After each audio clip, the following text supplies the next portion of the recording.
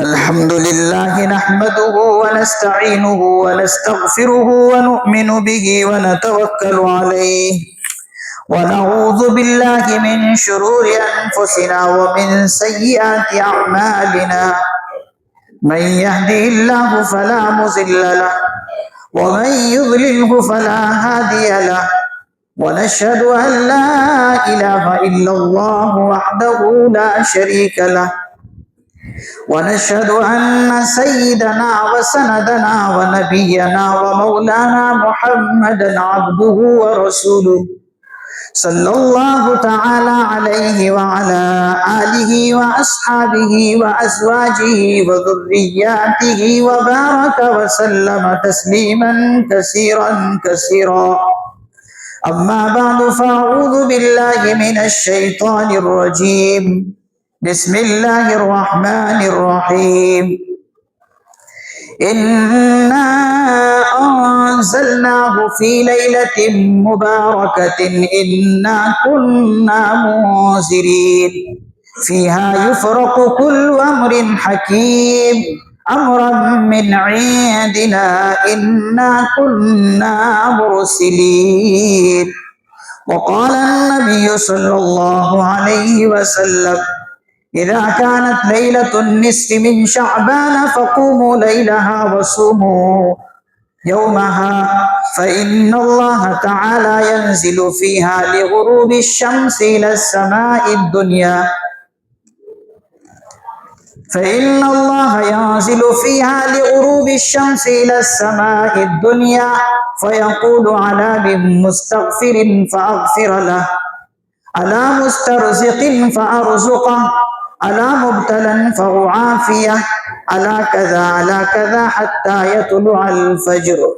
وقال النبي صلى الله عليه وسلم شعبان شهري ورمضان شهر الله أو كما قال النبي صلى الله عليه وسلم رب اشرح لي صدري ويسر لي أمري واحلل عقدة من لساني يفقهوا قولي. اللهم صل على سيدنا محمد وعلى آل سيدنا محمد وبارك وسلم.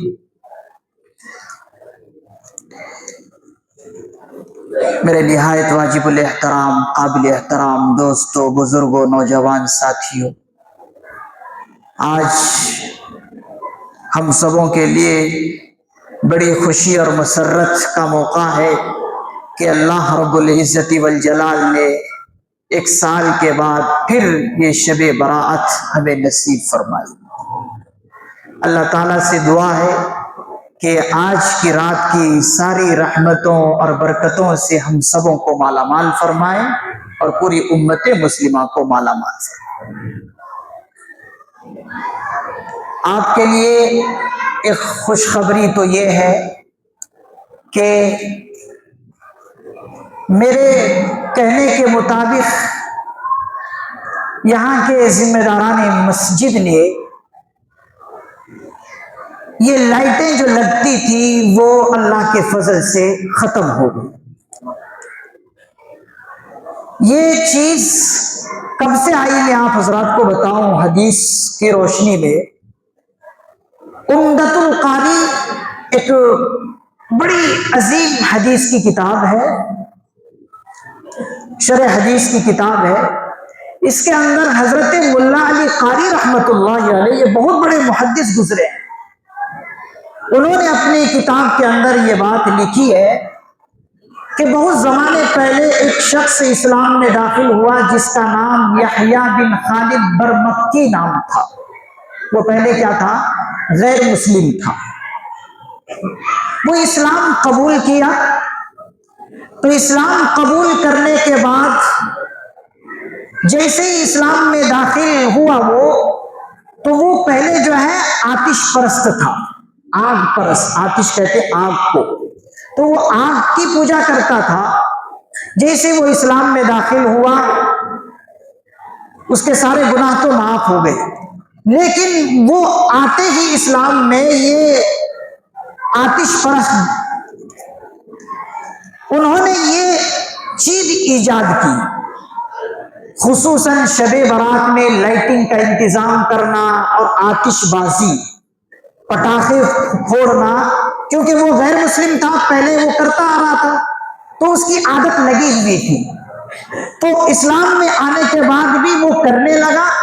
دھیرے دھیرے دھیرے دھیرے اسلام کے اندر یہ چیز داخل ہو گئی اور سوسائٹی کے اندر داخل ہو گئی، لیکن جیسے جیسے زمانہ آتا گیا اس کی حقیقت اور اصلیت سے ناواقف زمانہ رہا اور اس کی کوئی توجہ نہ کی، تو اس طرح سے جو ہے یہ اسلامی سوسائٹی کے اندر داخل ہو گیا، اور پھر اللہ والوں نے اس کو ختم کرنے کی کوشش کی۔ حضرت مولانا علی قاری رحمۃ اللہ علیہ نے یہ واقعہ اس ذیل میں لکھا ہے۔ تو میں بہت ہی ان لوگوں سے آج خوش ہوں اور انہیں مبارکباد دیتا ہوں کہ انہوں نے اس چیز پر عمل کیا۔ میں دعا کروں گا کہ اللہ تعالی ہمیشہ اسی طرح شب برات منانے کی توفیق نصیب فرمائے۔ بھائی دیکھیں، ہمیشہ سے سنت اور بدعت چلی آ رہی ہے، سنت اور بدعت یہ ہمیشہ سے چلی آ رہی ہے۔ سنت پر وہ عمل کرتا ہے جو سچا مومن ہوتا ہے، بدعت پر وہ عمل کرتا ہے جو بدعتی ہوتا ہے۔ تو ہمیشہ ہمیں سنت پر عمل کرنا ہے، بدعت کے کاموں کو چھوڑنا ہے۔ اگر ہم نہیں چھوڑیں گے تو پھر حضور علیہ الصلوۃ والسلام نے فرمایا، مشکات شریف میں یہ حدیث ہے، ترمذی شریف میں بھی حدیث ہے، بخاری شریف میں بھی حدیث ہے، من احدث فی امرنا ھذا ما لیس منہ فہو رد۔ یہ صحیح بخاری کے اندر حدیث ہے۔ حضور علیہ الصلوۃ والسلام ارشاد فرماتے ہیں کہ جو میرے دین کے اندر ایسی کوئی نئی چیز داخل کر دے، ایسی نئی چیز دین کے اندر داخل کر دے، ما لیس منہ فہو رد، جو میں نے داخل نہیں کی تھی لیکن کسی اور نے دین کے اندر ایسی چیز داخل کی، فہو رد، تو وہ مردود ہے۔ دیکھیے حضور علیہ الصلوۃ والسلام کی زبان مبارک سے یہ جملہ نکل رہا، وہ کیا ہے؟ مردود ہے، اور ہم میں سے کوئی بھی انسان مردود ہونا نہیں چاہتا۔ تو یہ خوش نصیبی کی بات ہے کہ یہاں کے ذمہ داران نے اس بات پر عمل کیا۔ میں ان کے لیے دعا گو ہوں کہ اللہ تعالیٰ ان کے اس عمل سے آج کی رات کی عبادتیں ہم سبوں کی قبول فرما لیں۔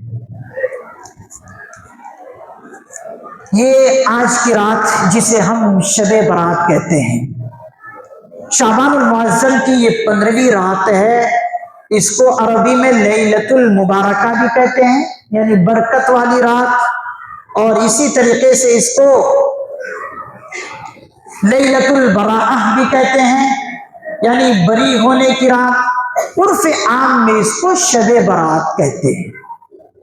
شب برات، شب فارسی کا لفظ ہے جس کے معنی آتے ہیں رات، اور برات عربی کا لفظ ہے جس کے معنی آتے ہیں بری ہونا، نجات پانا۔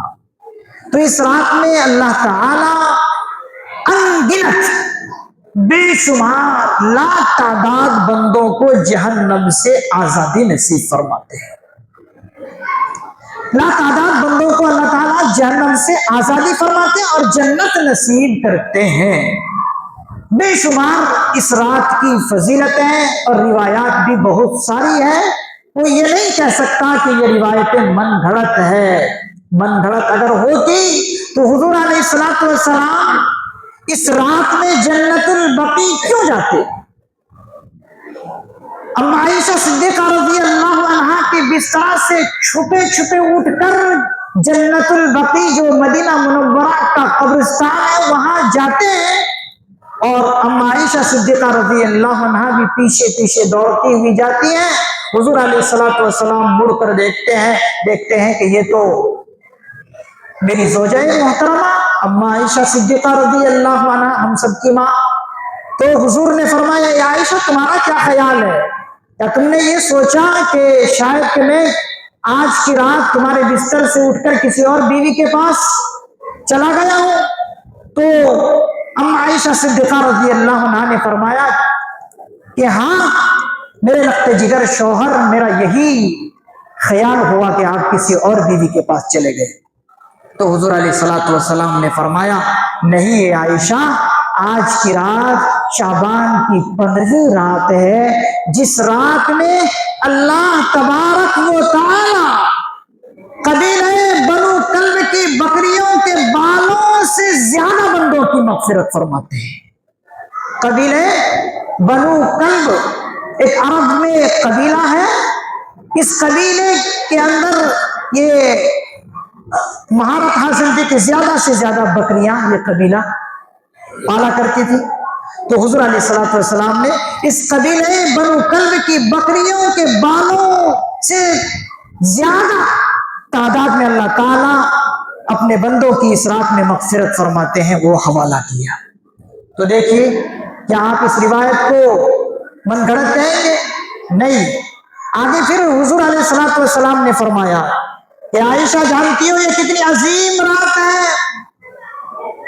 حضور علیہ الصلوۃ والسلام کی زوجہ محترمہ نے کہا کہ نہیں میں نہیں جانتی۔ تو حضور علیہ السلام نے فرمایا وَفِيهَا يُكْتَبُ كُلُّ مَوْلُودِ بَنِي آدَمَ فِي هَذِهِ السَّنَةِ وَفِيهَا أَن يُكْتَبَ كُلُّ هَالِكٍ فِي هَذِهِ السَّنَةِ وَفِيهَا تُرْفَعُ أَعْمَالُهُمْ وَفِيهَا تُنزَلُ أَرْزَاقُهُمْ الحدیث۔ حضور علیہ الصلوۃ والسلام فرماتے ہیں کہ عائشہ سنو، اس رات میں اللہ تبارک و تعالی بنی آدم اس سال جتنے بھی دنیا میں آئیں گے ان سب کا نام لکھتے ہیں۔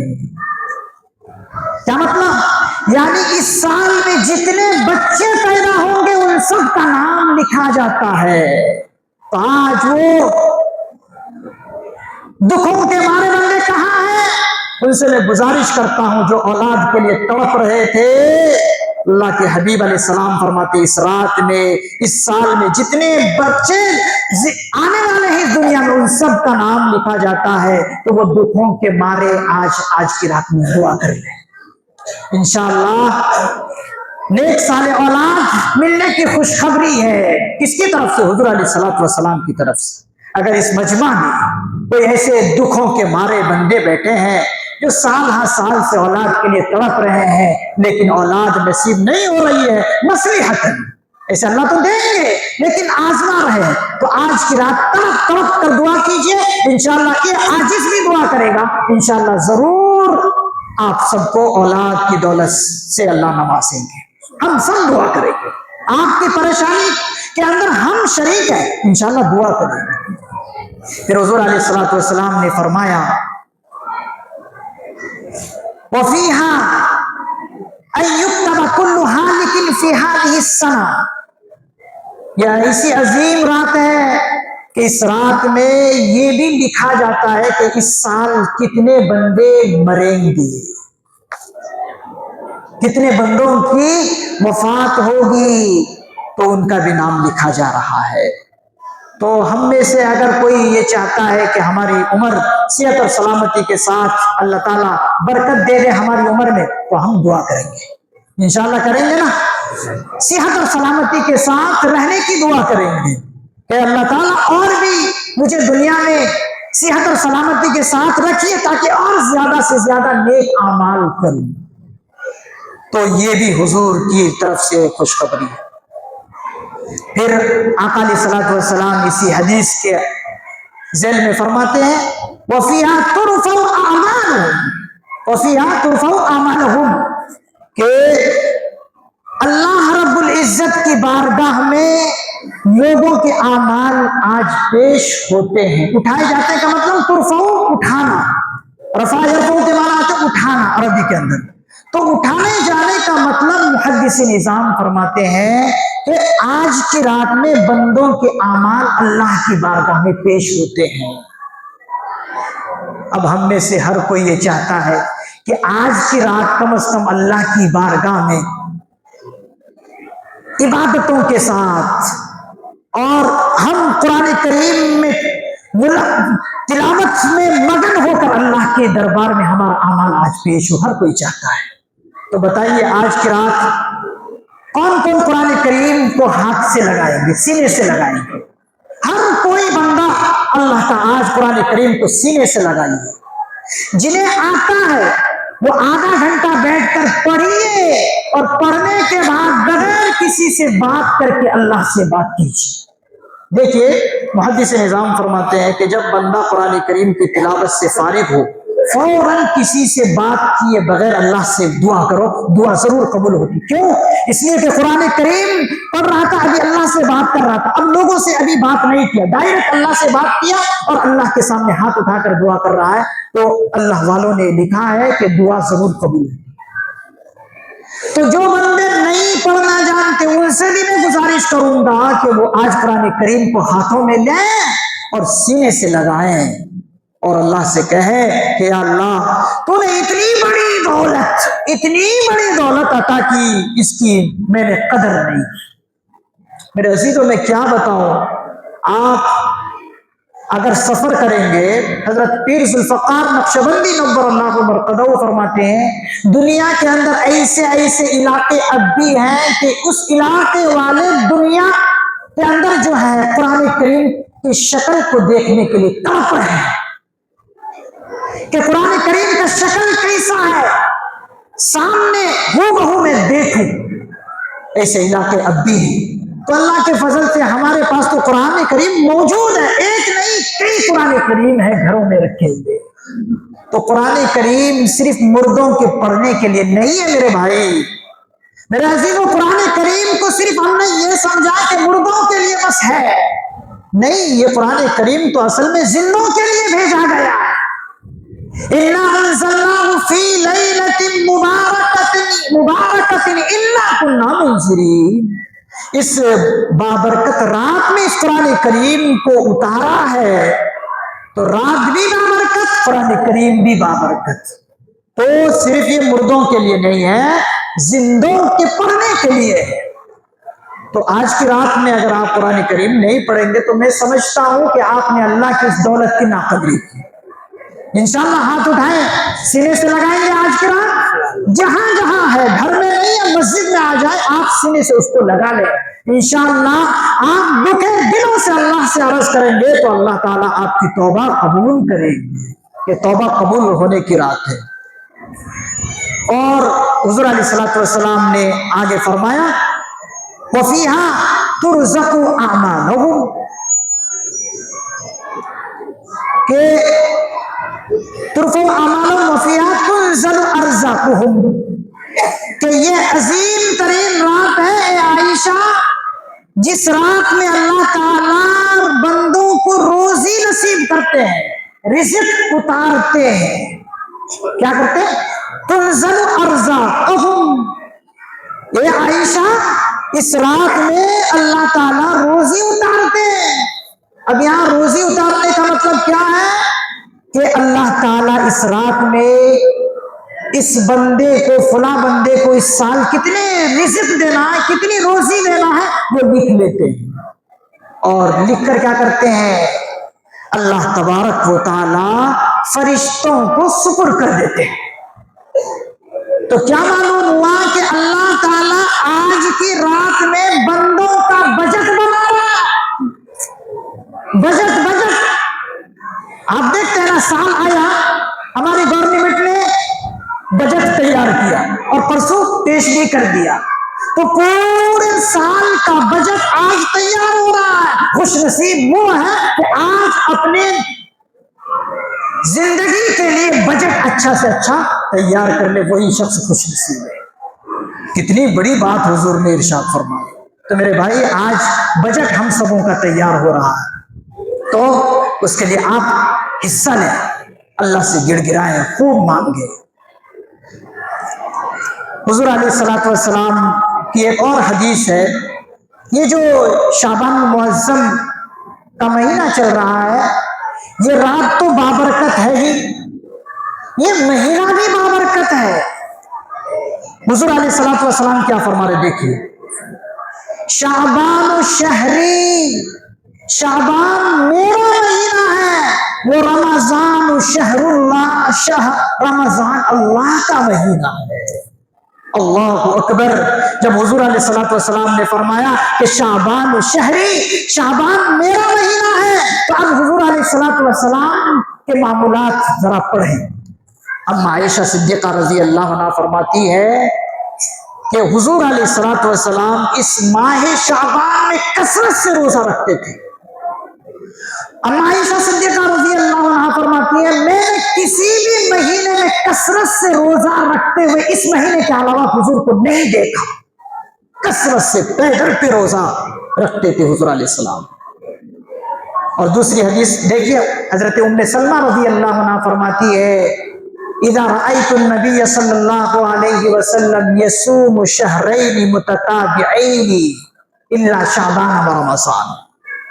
ام سلمہ رضی اللہ عنہ بھی فرماتی ہیں، رضی اللہ عنہ فرماتی ہے کہ میں نے دیکھا حضور علیہ الصلوۃ والسلام کو کہ شعبان میں پیدل پہ روزہ رکھتے تھے، یعنی کثرت کے ساتھ۔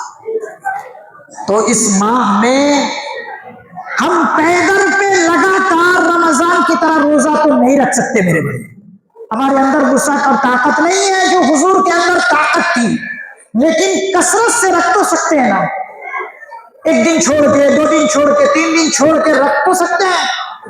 چلو آدھا مہینہ گزر گیا، آدھا مہینہ باقی ہے، آپ کثرت سے روزہ رکھ لیں، انشاءاللہ بہت زیادہ فوائد ہے اس شعبان المعظم کے مہینے میں روزہ رکھنے کی۔ اور یہ رات شعبان المعظم کی 15ویں رات ہے، اس رات کی فضیلت کا کیا ٹھکانے ماشاءاللہ، جیسے کہ ہم سن رہے ہیں کہ اس رات میں اللہ تبارک و تعالی لا تعداد بے شمار بندوں کی بخشش فرماتے ہیں، لیکن کچھ لوگ ہیں کہ اس رات میں ان لوگوں کی مغفرت اور بخشش نہیں ہوتی۔ وہ کون لوگ ہیں وہ ہمیں معلوم ہونا چاہیے، کہیں ایسا تو نہیں ہے کہ ہم اس میں شامل ہوں، اس فہرست میں، اس لسٹ میں کہیں ہمارا نام تو نہیں ہے؟ اگر ہے تو فوراً اس لسٹ سے اپنے آپ کو نکالنے کی کوشش کریں۔ اس میں سے پہلا شخص وہ ہے کہ اس رات میں بھی وہ محروم ہو جاتا، وہ شخص وہ ہے مشرک، شرک کرنے والا۔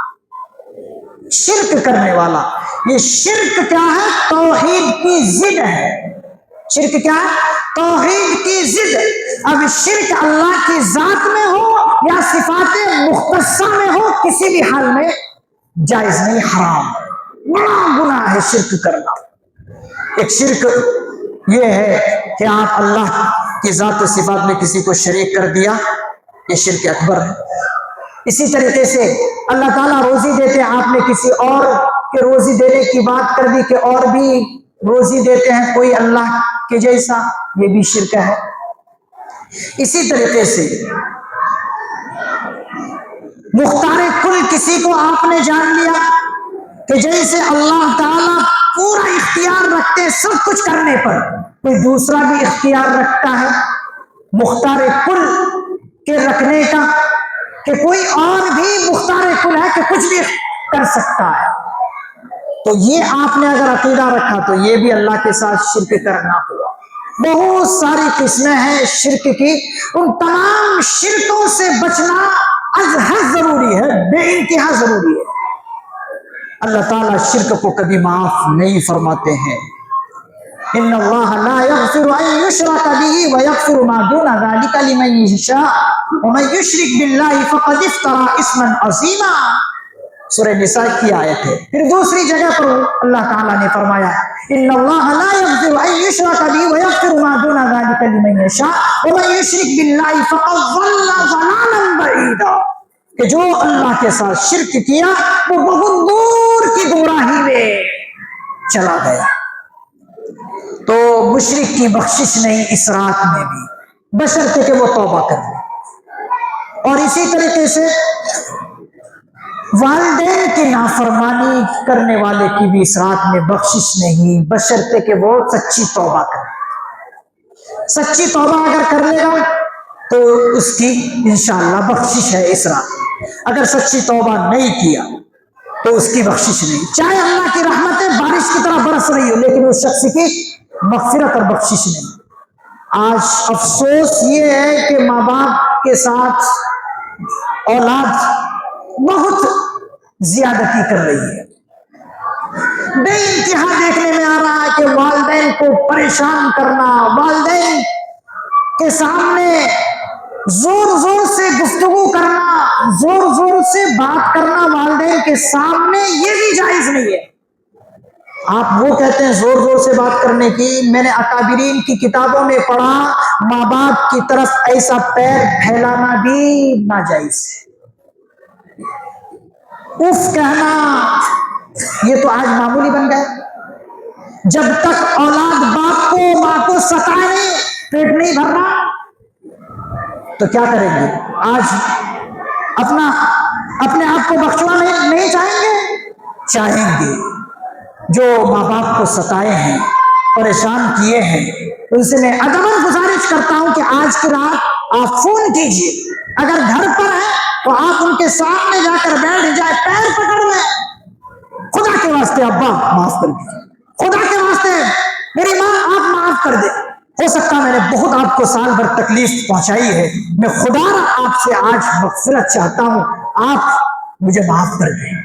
تو جب ماں باپ معاف کر دیں گے تو اللہ تعالیٰ بھی معاف کر دیں گے. تو یہ دوسرا شخص ہے. تیسرا شخص ہے کینہ رکھنے والا، بغض رکھنے والا. کینہ کسے کہتے ہیں؟ کینہ کہتے ہیں آپ کو کسی نے نقصان پہنچایا اور آپ غصے میں آ گئے.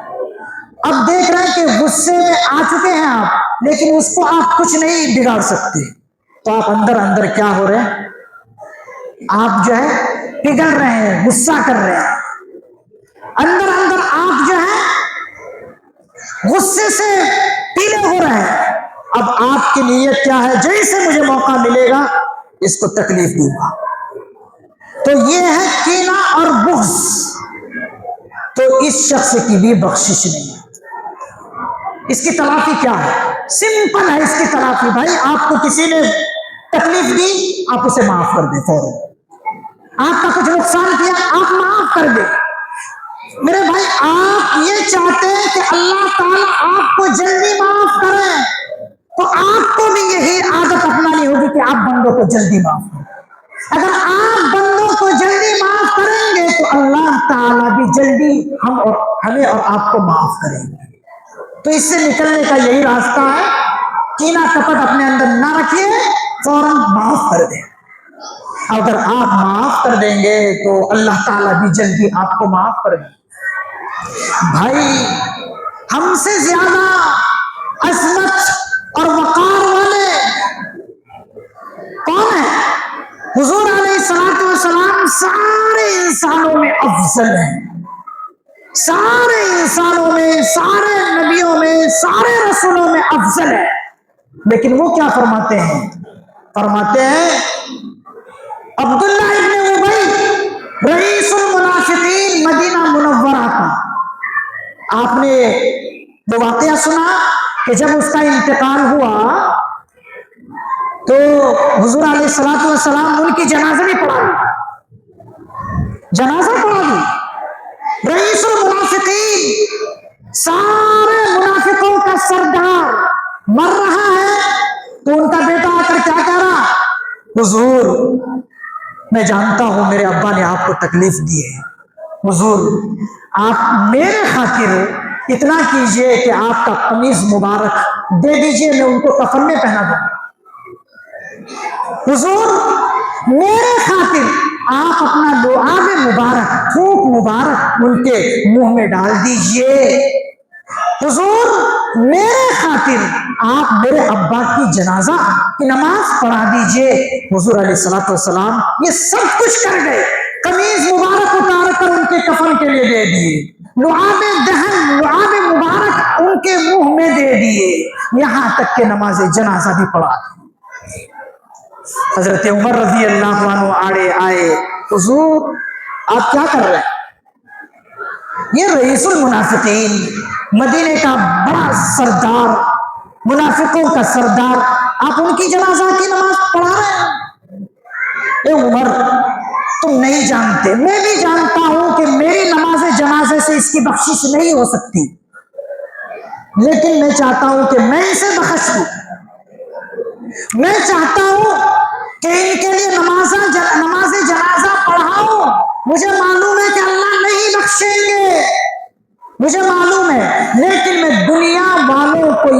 میسج دینا چاہتا ہوں، میں دنیا والے کو یہ پیغام دینا چاہتا ہوں کہ اے دنیا والو، دیکھو میرے اخلاق کیسے ہیں کہ اتنے بڑے منافق کے لیے میرا سینہ کھلا ہوا ہے۔ صحیح بخاری کے اندر روایت ہے کہ یہ آپ کے اخلاق عظیمہ دیکھ کر بے شمار لوگ مسلمان دیکھا، سارے نبیوں کے سردار، امام الانبیاء، تاجدار مدینہ، کائنات کے امام کا دل اتنا بڑا ہے تو کیا ہم تھوڑا بہت تکلیف دینے والوں کو ہم معاف نہیں کر سکتے؟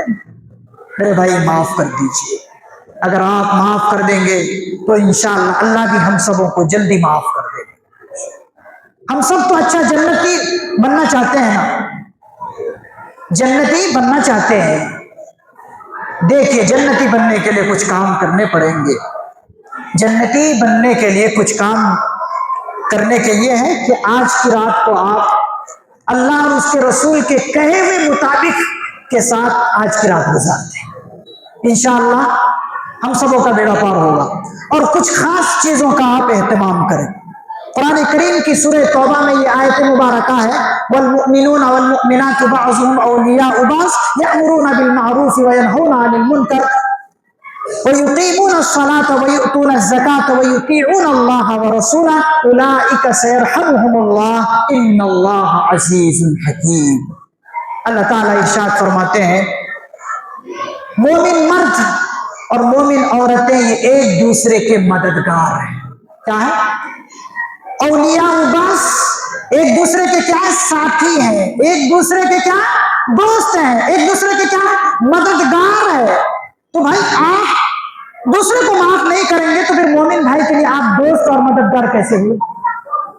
مددگار بننے کے لیے آپ اپنے ساتھی کو معاف کریں گے تو مددگار ہوں گے، دوست تبھی ہوں گے قرآن کریم کے مطابق۔ تو یہ کام کریں، یأمرون بالمعروف وینہون عن المنکر۔ دوسری بات یہ ہے کہ بھلائی کا آپ حکم کریں۔ آج یہ چیز دیکھنے میں یہ آ رہی ہے کہ بھلائی کا حکم کرنے والے بہت کم ہو گئے۔ بھائی یہ بھلائی کا حکم کیجئے، لوگوں کو نماز کی طرف لے آئیے، لوگوں کو غلط راستوں سے ہٹائیے۔ یہ کسی صرف نبی کا کام نہیں ہے، صرف رسول کا کام نہیں ہے۔ وہ نبی اور رسول چلے گئے، وہ ذمہ داری میرے اور آپ کے اوپر ڈال کر گئے۔ تو بھلائی کا حکم کریں اور برائی سے روکیں۔ کتنے کام ہم ایسے دیکھتے ہیں جو برے ہیں، لیکن بھائی برے کہنے کو تیار نہیں۔ کیا مطلب؟ مطلب یہ ہے کہ کچھ نہ کچھ آپ کے ایمان میں کمی ہے کہ برائی کو برائی نہیں کہہ رہے۔ کوئی برا کر رہے ہیں تو آپ ان کو کہیے کہ یہ غلط کام ہے۔ آپ صراط مستقیم پر چلنے کی دعا ہر نماز میں کرتے ہیں، وہ کہے گا ہاں کرتے ہیں، تو بھائی جو آپ کر رہے ہیں وہ کام غلط ہے۔ صراط مستقیم یہ ہے جو میں بتا رہا ہوں، لیکن بتانے کے لیے ضروری ہے کہ پہلے سیکھے بھی۔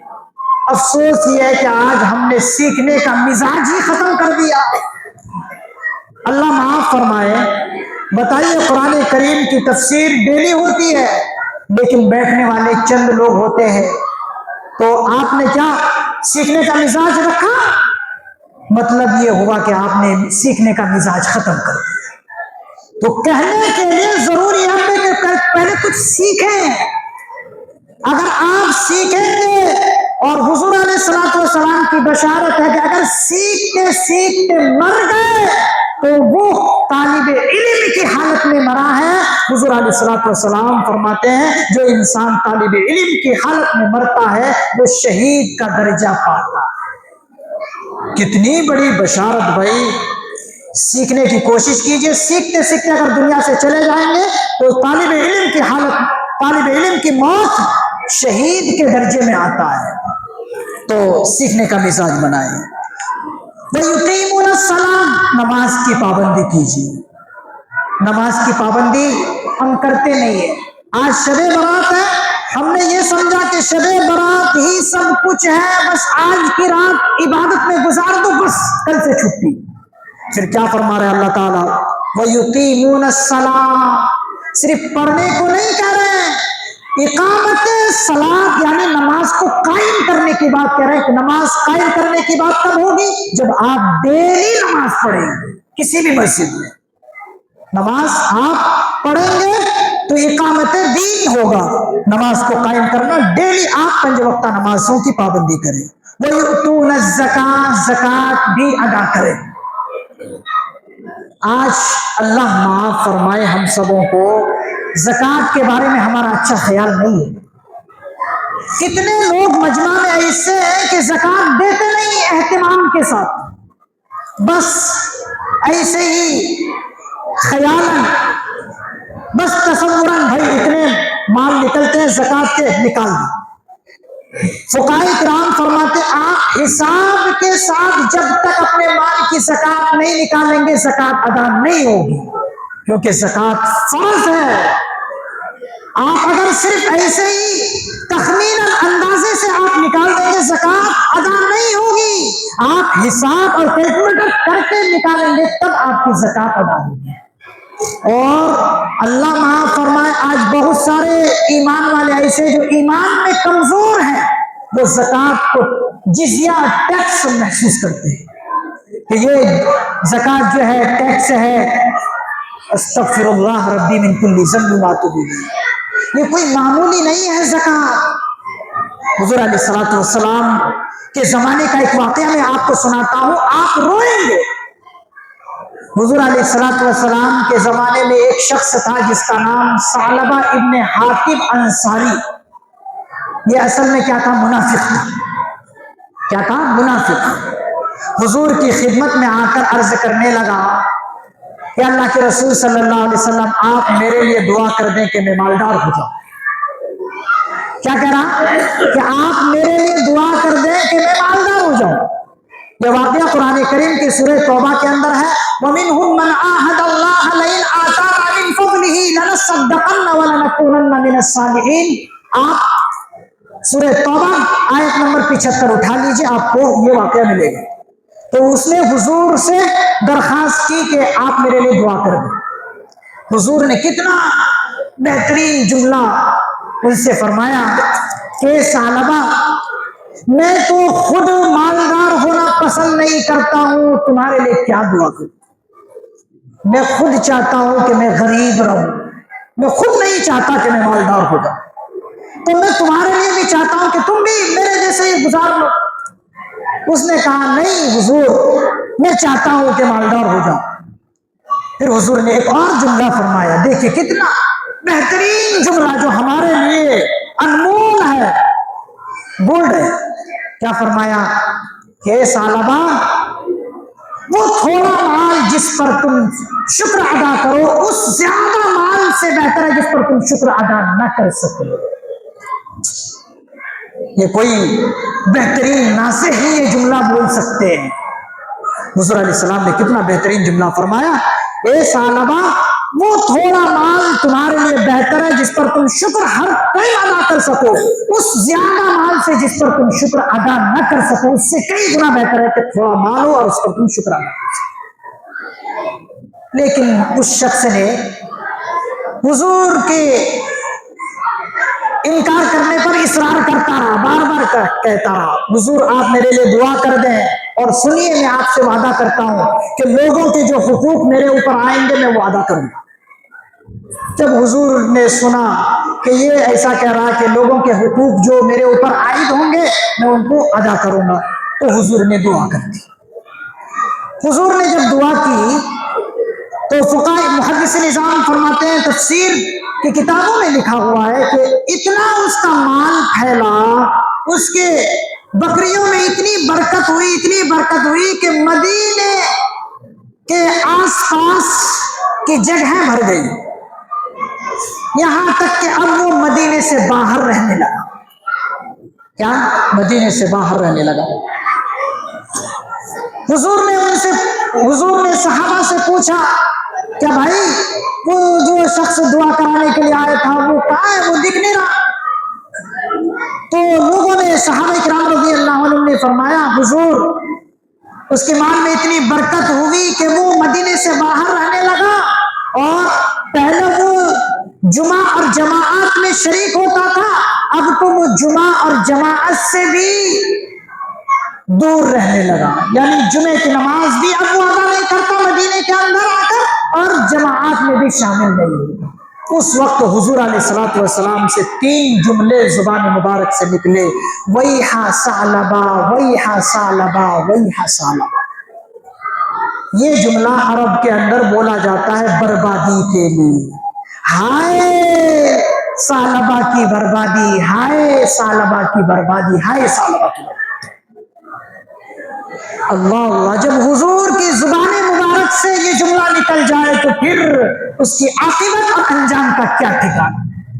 خیر، اس کے جو قریب رشتہ دار تھے انہوں نے یہ جملہ سنا تھا تو وہ دوڑتے دوڑتے ان کے عزیز و اقارب ان کے پاس پہنچے اور جا کر کہنے لگے کہ ثعلبہ تیری بربادی ہو، حضور کی زبان مبارک سے یہ جملہ نکلا۔ وہ دوڑے دوڑے بادل ناخواستہ، یعنی دل سے مجبور ہو کر، دل چھوٹا کر کے، منافقت ہی کی حالت میں مال لے کر حضور کی خدمت میں حاضر ہو گیا۔ حالت اس کی منافقت کی ہے، لیکن حضور کی نگاہ میں بچنے کے لیے وہ دل کو چھوٹا کر کے منافقت کی حالت میں وہ مال حضور کی خدمت میں لے کر آ گئی۔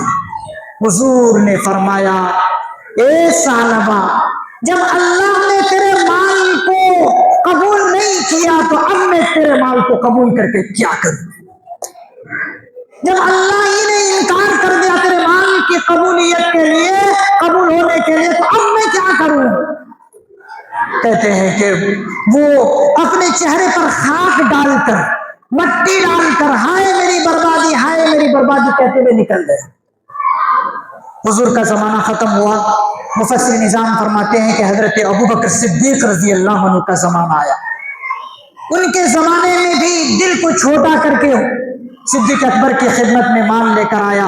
صدیق اکبر نے بھی کیا کہا، سنو، ارے میرے آقا نے جب تیرے مال کو قبول کرنے سے منع کر دیا تو میں کون ہوتا ہوں کہ تیرے مال کو قبول کروں؟ وہاں سے بھی اپنے چہرے پر خاک ڈال کر چلا گیا۔ یہاں تک کہ مفسر نظام فرماتے حضرت عثمان رضی اللہ عنہ کا زمانہ آیا اور ان کے عہد خلافت میں بھی مال لے کر آیا، انہوں نے بھی قبول کرنے سے انکار کر دیا۔ مفسر نظام لکھتے ہیں کہ اس کی منافقت دل پر اتنی بیٹھ گئی کہ منافقت ہی کی حالت میں اس کا خاتمہ ہو گیا۔ یہ سزا کیوں ملی کہ منافقت ہی کی حالت میں مرا؟ سزا اس لیے ملی کہ جب حضور کے محسن زکوٰۃ وصول کرنے والے اس کے پاس آئے تھے، مفسر نظام لکھتے ہیں کہ اس نے اس زکوٰۃ کو ٹیکس کہا اور حضور کے قاصد کی بات کو کوئی اس نے ویلو نہیں دی اور اس نے زکوٰۃ کے ادا کرنے سے انکار کر دیا۔ منافقت کی سزا یہ ملی کہ منافق ہو کر مرا۔ میرے عزیزوں، ہم سب اس قسم کے کبھی یہ جملے نہ بولے کہ نعوذ باللہ زکوٰۃ یہ ٹیکس ہے، جزیہ ہے، کبھی نہ بولے۔ اگر آپ کی زبان سے کبھی نکل گیا یہ جملہ تو سمجھیے کہ آپ منافق ہیں۔ آنے والوں کی قدر کریں، حساب کے ساتھ زکوٰۃ ادا کریں۔ اگر آپ یہ کرتے ہیں تو اللہ کی بشارت سنیے، وَيُطِيعُونَ اللَّهَ وَرَسُولَهُ، جو اللہ اور اس کے رسول کی اطاعت کرے گا، اولئک سیرحمہم اللہ، یہی لوگ ہیں کہ اللہ ان کو اپنی رحمت سے نوازے گا۔ کیا کرے گا؟ اپنی رحمت سے نوازے گا، محروم نہیں رہیں گے ہم۔ تو یہ کل باتیں ہیں جنہیں ہم اپنی زندگی میں داخل کریں۔ بہت ساری باتیں ہیں، میں یہ نہیں چاہتا کہ گفتگو آپ کے سامنے لمبی ہو جائے اور آپ انفرادی اعمال نہ کر سکیں۔ میں چاہتا ہوں کہ آج ہم زیادہ زور انفرادی اعمال پر دیں، یعنی آپ منفرد ہو کر اکیلے اکیلے آج کی رات کو عبادت میں گزاریں۔ باتیں کہنے کی بہت ہیں، تو والدین کے نافرمان جو ہیں ان سے گزارش ہے کہ والدین سے آپ معافی تلافی کر لیں۔ اسی طریقے سے کوئی شرابی ہے مجمع میں، تو ہمیشہ کا شرابی اگر ہے تو آج کی رات میں اس کی بھی بخشش نہیں ہے، بشرطے کہ وہ توبہ کر لے۔ دیکھیے شرابی جب شراب پیتا ہے تو بہت سارے گناہ وہ کر بیٹھتا ہے، اسی لیے محدث نظام نے فرمایا شراب کو ام الخبائث، تمام خرابیوں کا جڑ، تمام خباثتوں کا جڑ کیا ہے؟ شراب۔ شراب گویا کہ بیماریوں کا ایک مجموعہ ہے، بے شمار بیماریاں شراب پینے والے کو لگتی ہے اور بے شمار گناہ وہ کرتا ہے۔ اسی طریقے سے شلوار، یہ جو پائجامہ ہے، پینٹ ہے، تہبند ہے، جو ٹخنوں سے نیچے رکھتے ہیں، اس کے لیے بھی خطرناک وعید ہے کہ اللہ تعالیٰ اس شخص کی بھی آج بخشش نہیں فرماتے ہیں۔ یہ کوئی معمولی نہیں ہے، کوئی آپ تکبر سے کریں یا بغیر تکبر کے آپ اپنا پینٹ، اپنا ازار، شلوار ٹخنوں سے نیچے رکھیں، چاہے آپ تکبر کے ساتھ رکھیں یا بنا تکبر کے رکھیں، آپ رکھ ہی نہیں سکتے، جائز ہی نہیں ہے۔ ٹخنوں سے نیچے پاجامہ کو رکھنا، شلوار کو رکھنا، پینٹ کو رکھنا، یہ مشرکوں کا شیوا ہے، یہ عرب کے چودھریوں کا شیوا ہے، عادت ہے، آج کے مشرکوں کا عادت ہے۔ اگر وہ عادت اپنا کر ہم چلیں گے اور ہم اسی طرح سے زندگی گزاریں گے تو ہماری آج کی رات میں بھی عبادت قبول نہیں اور مغفرت نہیں۔ بہت سارے لوگ کہتے ہیں بھائی ہم دل سے نہیں رکھتے ہیں، بس ایسے رکھ لیتے ہیں۔ آپ تکبر کے ساتھ رکھیں یا ایسے ہی رکھیں، آپ شامل ہیں۔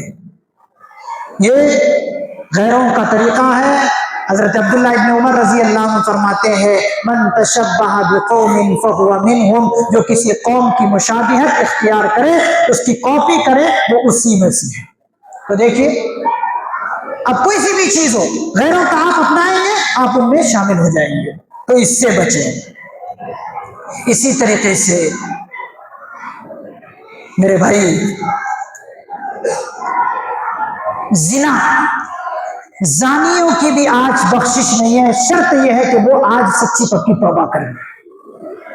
سچی پکی اگر توبہ نہیں کرے گا تو اس کی بھی بخشش نہیں۔ تو زانیوں کی آج کی رات میں بخشش نہیں ہے۔ محدث نظام فرماتے ہیں کہ 14 قسم کے لوگ ہیں جن کی آج کی فضیلت والی رات میں بھی بخشش نہیں ہے۔